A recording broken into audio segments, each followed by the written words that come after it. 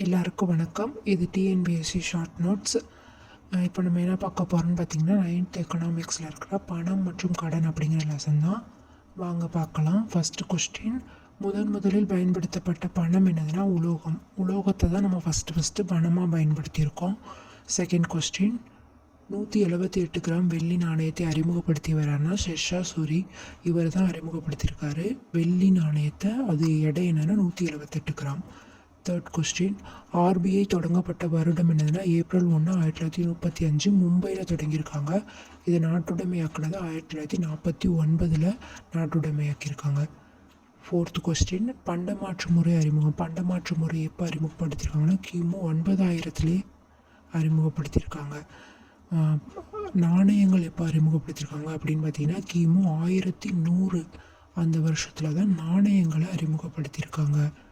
அதுக்கப்புறம் sixth question, காகித பணம் அறிமுகம் கிமு 600 அறிமுகப்படுத்தியிருக்காங்க. துருக்கியில் இருக்க லிதியாவோட அரசர் அலியாதீஸ் அப்படிங்கிறவர் தான் முதல்ல இந்த காகித பணம் அப்படிங்கிறத அறிமுகப்படுத்தியிருப்பார். தங்க நாணயம் அறிமுகப்படுத்தினது கிபி 1250 முதல்ல ஐரோப்பாவில் அறிமுகப்படுத்தியிருப்பாங்க. எயித்து கொஸ்டின், காகித பணம் அச்சடித்தது எப்போன்னு பார்த்தீங்கன்னா கிபி 1661 ஸ்வீடன் நாட்டில் தான் அச்சடிச்சிருக்காங்க.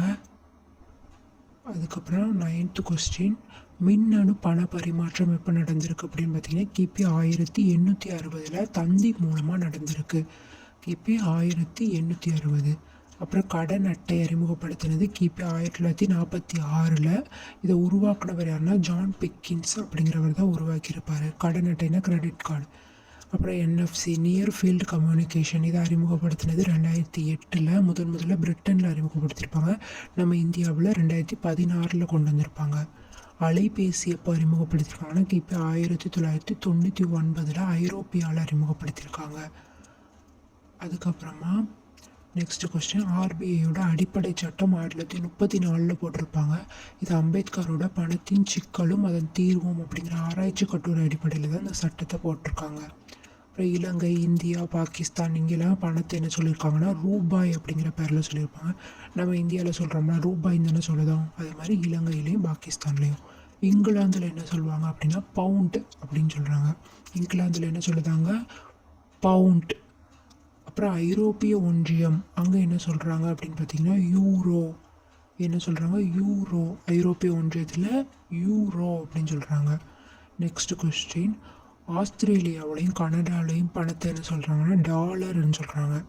என்ன பேரில் டாலர் அப்படிங்கிற பேரில் சொல்கிறாங்க. அமெரிக்காவிலையும் டாலர் தான் நினைக்கிறேன். ஆஸ்திரேலியா, கனடா, அமெரிக்கா இதெல்லாம் வச்சுக்கோங்க. அதுக்கப்புறம் ஜப்பானில் என்ன சொல்கிறாங்க அப்படின்னா என் அப்படின்னு சொல்கிறாங்க. ஜப்பானில் பணத்தை என்ன சொல்கிறாங்க என். அப்புறம் நெக்ஸ்ட் கொஸ்டின், சீனாவில் என்ன சொல்லுவாங்கன்னா யுவான் அப்படின்னு சொல்லுவாங்க. அவங்க யுவான் என்ன சொல்கிறாங்க யுவான். சீனாவில் பணத்தின் பெயர் என்னதுன்னா யுவான். நெக்ஸ்ட்டு சவுதி அரேபியா அங்கே என்ன சொல்கிறாங்கன்னா ரியால் அப்படின்னு சொல்லுவாங்க. சவுதி அரேபியாவில் என்ன சொல்கிறாங்க அப்படின்னு பார்த்தீங்கன்னா ரியால் அப்படின்னு சொல்கிறாங்க. நெக்ஸ்ட் கொஸ்டின், மலேசியாவில் என்ன சொல்லுவாங்க பணத்துக்கு அப்படின்னா ரிங்கிட்.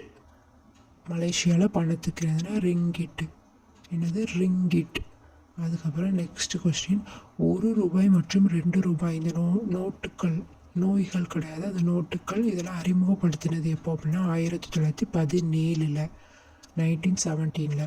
அப்புறம் பணத்தில் இருந்த உருவம் 1947 வரைக்கும் யாரோட உருவம் இருக்கோ மன்னர் 6ஆம் ஜார்ஜ் அவங்களோட உருவம் தான் இருந்திருக்கும். 1947 அப்புறம் நமக்கு சுதந்திரம் கிடச்சிருச்சு. அதனால நம்ம காந்தி தாத்தாவோட உருவத்தை வச்சு பணம் வெளியிட்டிருக்கோம்ல. அதுக்கு முன்னாடி 6ஆம் ஜார்ஜ் அவங்களோட உருவம். Thank you.